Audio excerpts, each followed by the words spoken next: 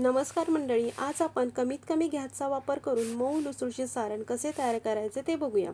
त्यासाठी सर्वप्रथम मी इथे अर्धा किलो चण्याची डाळ घेऊन ती एका भांड्यात काढून त्यामध्ये डाळीपेक्षा दुप्पट पाणी घालून डाळ अर्धा तास भिजत ठेवणार आहे।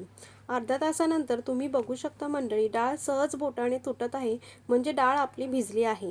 आता त्यातील सर्व पाणी काढून डाळ कुकरमध्ये टाकून त्यात हळद, मीठ, तेल व 1 ग्लास पाणी टाकून डाळ कुकरला फक्त 3 शिट्ट्या देऊन घेऊया। 3 शिट्ट्या झालेल्या आहेत। आता कुकर थंड करून घेऊया।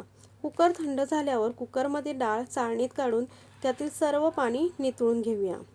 तुम्ही बघू शकता मंडळी, डाळ छान शिजलेली आहे। आता नितळलेली डाळ एका कढईत काढून त्यात पाव वाटी गूळ व पाव वाटीला थोडी कमी साखर टाकून पुरण घट्ट होईपर्यंत चमच्याच्या साहाय्याने फक्त 5 मिनिटे सतत हलवूया, म्हणजे डाळ तळाला लागणार नाही व करपणारही नाही।